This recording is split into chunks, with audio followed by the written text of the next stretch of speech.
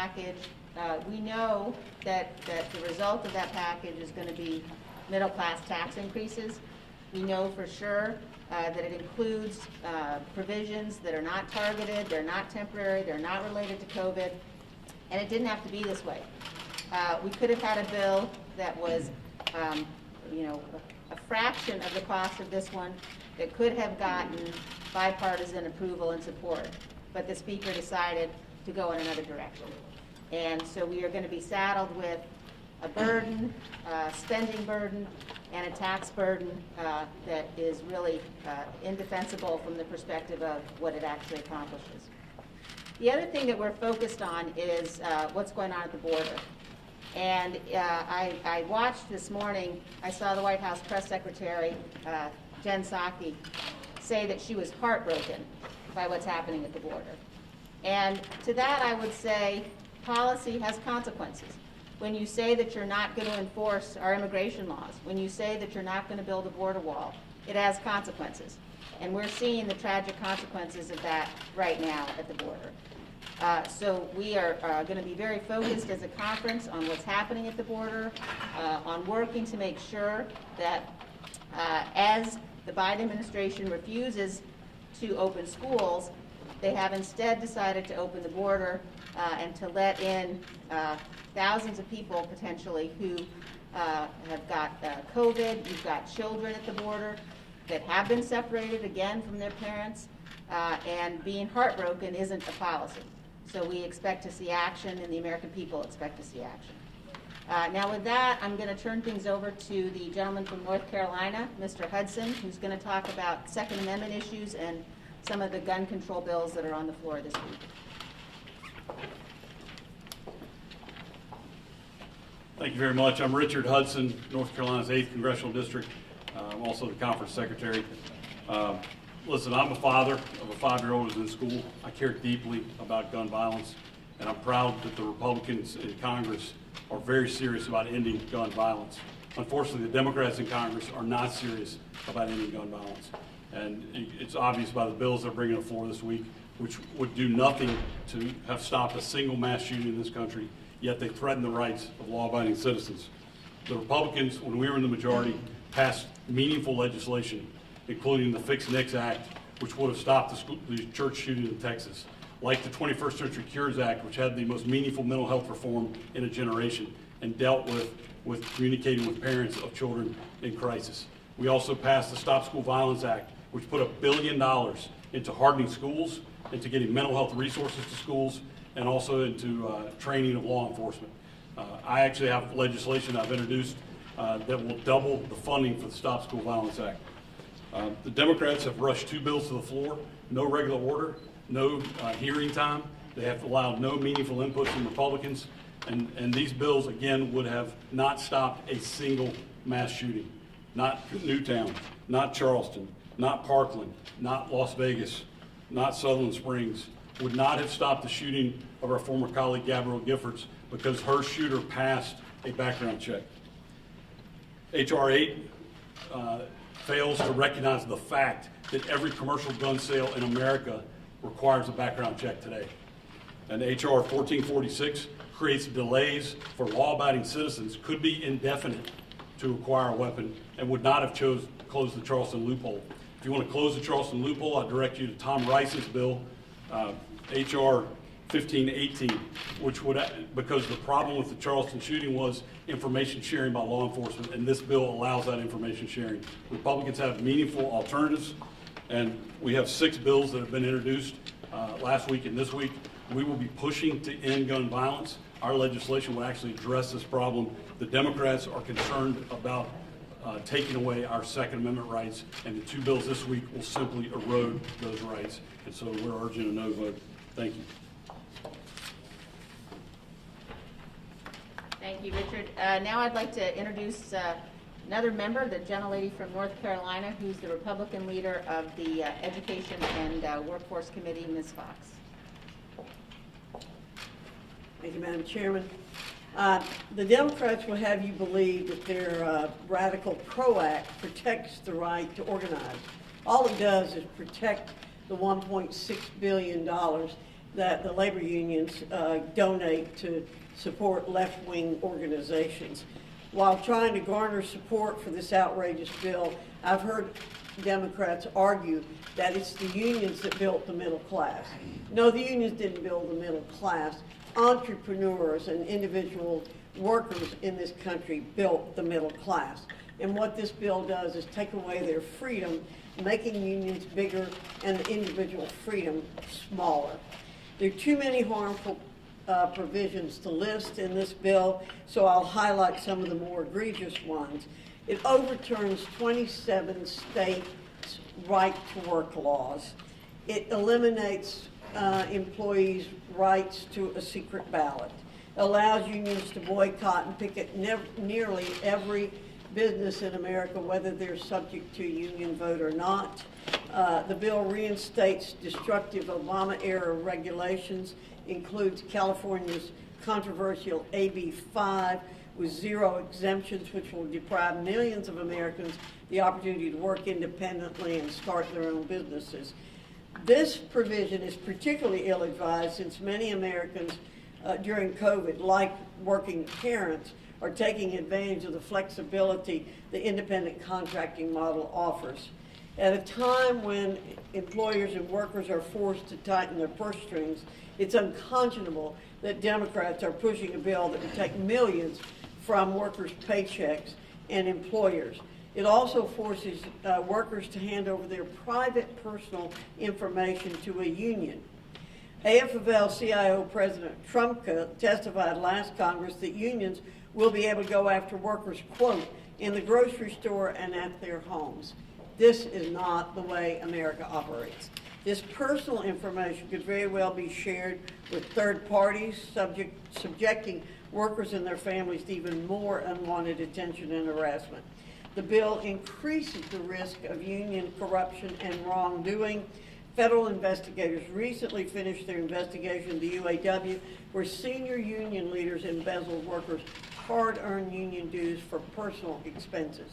Don't forget, federal law already protects employees' right to organize, and Republicans respect this right. Any reforms to the U.S. labor laws should help workers, not union bosses. Now's not the time to reward union bosses and liberal activists with political favors. Our focus should be on reopening schools and rebuilding the economy so all Americans have the opportunity to succeed. Thank you. Thank you, Virginia. And now we have one of our new members from Iowa, Ashley Hinson, who's going to talk about legislation she has to restore our schools, get schools back open again. Good morning, everybody. Ashley Hinson from Iowa's 1st District, and I come to you today as a working mom of 2 school-aged kids. We need to get our schools back open. When I look at the last year, it's been quite the year, and the toll we've faced, especially when it comes to our young people, is staggering. The mental health visits for our young people as young as 5 are increasing at a dramatic pace. They're ending up in our emergency rooms. When I look at why kids need to be in school, it's more than reading, writing, and arithmetic. It's for the social interaction. It's for the stable environment that they can be in. They need to maybe get out of a violent situation. They might be looking for that next meal. The kids need to be back in school. We're now hearing as well that there are additional challenges where we're finding students have fallen off the grid. We don't know where these students are. They've gone missing. Simply stop logging on for virtual school. That's unacceptable. Teachers don't know where they are, and the fact that they've fallen off the grid is entirely abhorrent as a working mom. School enrollment is also dropping. Now that we're 1 year into this pandemic, it's quickly turning into 2 for many school districts around the country, and I think it's just it's really sad that we're letting our kids fall through the cracks here, which is why we need to make sure that we are getting our schools back reopened. It's exactly why I introduced the Reopen Schools Act, which basically would set some parameters around the $54 billion in money that's already been appropriated by Congress before I even got here, to make sure that schools have a plan to get reopened. They submit that plan to their governor, and then they actually follow through and reopen their schools. The Democrats, I want to point out, blocked this for the 4th time last night. So 4 times they've chosen to make our kids political. The Biden administration has no meaningful strategy to move forward. Getting kids into school, I'm sorry, I'm going to put this down. That's better, sorry. 1 day a week at this point is just unacceptable, and our kids should not be a political football. And to keep moving the goalposts here, the kids are the ones that are losing this game. So when I look at examples of how we can lead on this issue, look to the state of Iowa. We have prioritized our kids and our teachers in getting back to school safely in the state of Iowa. It can be done. Iowa's a great model for that. So I would encourage the Biden administration to look to the state of Iowa and how we've made sure that we can get kids back in the classroom safely. Republicans are going to continue to lead on this issue, so what I would invite is all my Democrat colleagues to join us. Let's make sure we have a plan to get those schools reopened and get kids back in the classroom. Thank you very much. And now we're going to hear from our whip, Mr. Scalise. Thank you. Good morning. Good to see all of you. If you look at the House schedule this week, it's yet one more example of Speaker Pelosi pushing a socialist agenda that's focused on taking away the rights of hardworking families while also bankrupting the next generation with mountains of debt that are focused not on COVID relief. If you look over 90% of the bill that they're going to bring back on the spending, a $1.9 trillion spending bill, is not focused on COVID relief. It's focused on pushing more of the far left agenda. It's very concerning when you look at both what happened in the House and in the Senate. Speaker Pelosi and Chuck Schumer shut Republicans out of the process completely. In fact, President Biden was offered the ability to work with Republicans, and he chose to have a go-it-alone strategy as well. And that lets Americans down all across this country who wanted to see a package that was focused on helping families, on helping small businesses stay afloat, and on helping reopen schools. We brought amendments, for example, to double the number of vaccines so that we could get more Americans vaccinated quickly, and that was rejected on a party line vote. There was an amendment in the Senate to say that felons in prison shouldn't be able to get taxpayer checks, and that was voted down on a party line vote. So clearly when you look at the priorities of Speaker Pelosi, it's to spend as much money as quickly as possible on her socialist agenda and to turn her backs on those of us who want to work together to confront this virus and to safely reopen our economy and our schools. You could just look at the crisis on the border. It's a major, major national scandal. Jay Johnson, the Obama Homeland Security Secretary, once said that if there were 1,000 or more illegal crossings, that was a bad day. Today we're seeing 3,000 or 4,000 illegal crossings a day at our southern border. It is a national crisis, and it needs to be confronted by President Biden, and he refuses to acknowledge this. There are super spreader caravans coming across our southern border. I think it's an interesting misplaced priority that the Biden administration's agenda is to open America's borders and close America's schools. This is the wrong approach. This is not focusing on the hardworking families of this country. The science says that the schools should be open now. Every school should be open, teaching kids in the classroom, and every day they refuse to do that, it's setting those kids back even further. Millions of American kids are being denied the ability to learn and to be able to compete. And the science is clear that the schools should be reopened. Again, we put more money. Ashley Hinson's bill was offered up during the process of moving this bill forward to say if schools get more money, it has to be to reopen so that kids could be learning in the classroom. And it was rejected by every Democrat, which begs the question, what do they need this money for if it's not to reopen schools during this pandemic? And so, again, we're going to continue to fight for those hardworking families. We're going to continue to fight to reopen schools safely, to follow the science, not the union bosses. When you see a union boss fighting to keep the public schools closed while taking the parents' money, but sending their own kids to private schools, it just shows you they're not even following the science. There's a tremendous amount of hypocrisy and double standard involved in the people that want to take a hard-earned money of these taxpayers across the country while not fighting for them, for their families, for their children. So we're going to continue to do that. We're going to continue to try to fight for an agenda that works for families, not to push this socialist agenda that Nancy Pelosi is bringing to the floor. Finally, I want to mention this scandal involving Governor Cuomo. It's a scandal on multiple fronts. It's not just the sexual harassment scandal, which is very concerning, but it's also the scandal of what he did to seniors in nursing homes, starting with his order that went against federal CMS guidelines, forcing seniors who were COVID positive to go back into nursing homes and prohibiting those nursing homes from testing for COVID led to thousands of deaths that should have never happened. The Select Subcommittee on Coronavirus Republicans back in June started asking Governor Cuomo for the data. He refused back then, called us names, seems to have a pattern of bullying, but he never gave those families an answer. We are continuing to fight for those families who deserve an answer. It's recently come out that not only did he potentially obstruct justice in hiding the data, but he may have actually directed his own employees to manipulate the data, to lie about the number of deaths that could have been used to help prevent more deaths. And so I would call on President Biden to rescind his designation of Governor Cuomo as the gold standard for COVID leadership. That's not the gold standard. Led to the deaths of thousands of people, and Governor Cuomo needs to come clean with the American people, with the people of New York, parents, children who lost their grandparents and their parents, who demand answers, who deserve answers to that data.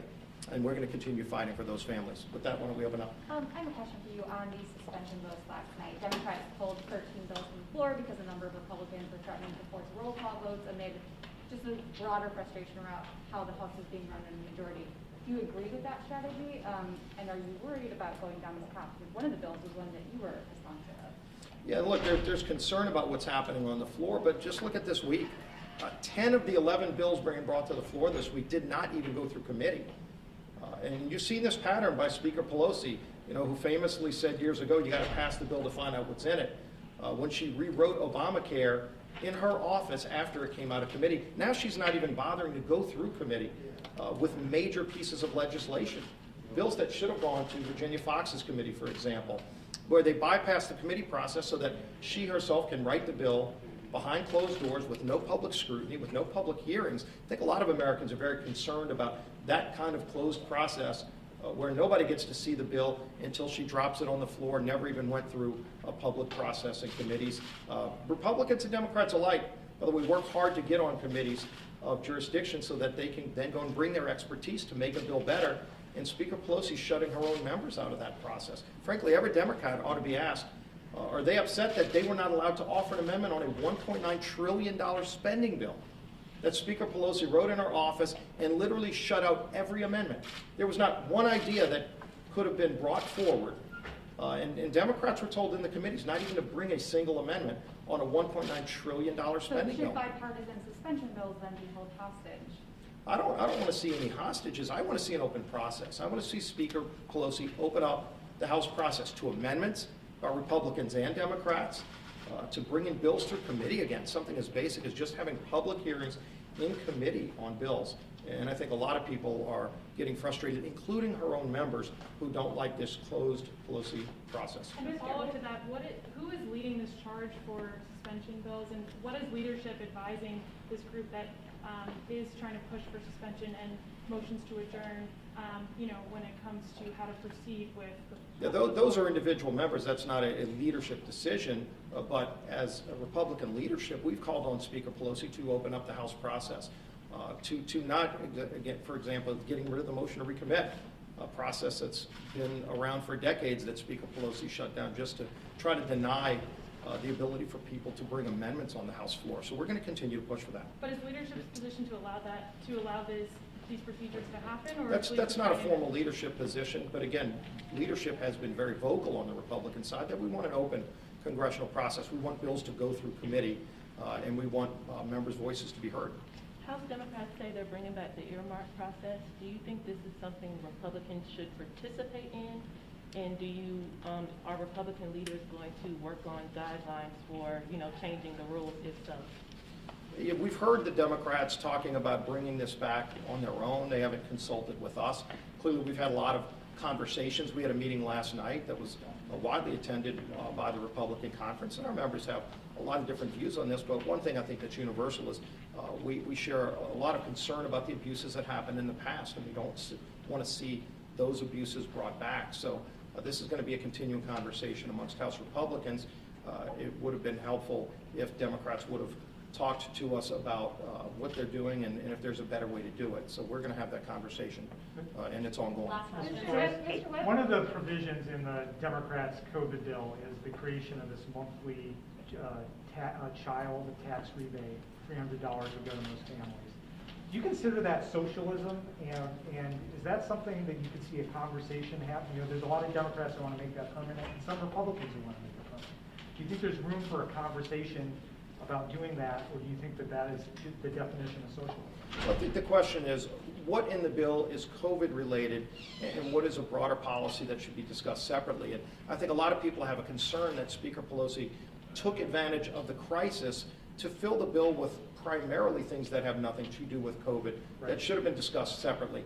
And again, our focus from the very beginning was, let's help families who are struggling with a targeted relief bill, not just sending everybody a check all across America, but to help the families who are struggling, as opposed to saying if somebody is maybe making more money than they were a year ago, they're going to also get a check.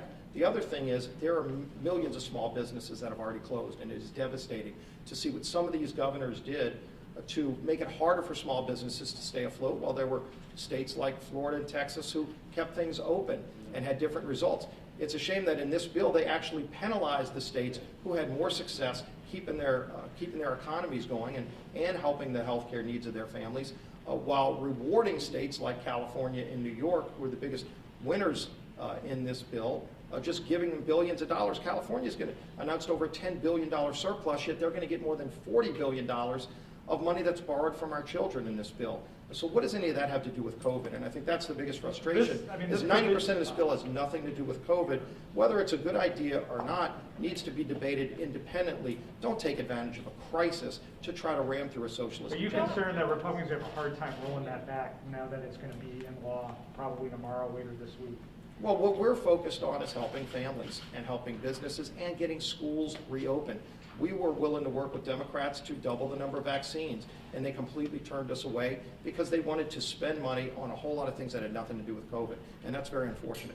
Well, we appreciate it. We'll take one more. Yeah. I was wondering if you might be able to weigh in on the former president's cease and desist letter and what kind of role you see him playing in campaigns, since he doesn't want his images like this used for fundraising purposes. Yeah, and that was a new policy that he rolled out. Ultimately, President Trump's going to decide what kind of role he wants to play in elections in the future. I know we're focused on winning the House back, and if you look, the NRCC outraised the Democrats, the DCCC in January, and it shows you people recognize that Speaker Pelosi's socialist agenda is bad for America, and it's way out of touch with the mainstream of this country, and we're going to keep working to get the House back and raise the money it takes to elect more good candidates like Ashley Hinson here, who's already a leader helping fighting to reopen schools. So we're going to continue fighting for hardworking families while they continue to promote a socialist agenda. Thank you. Thank you.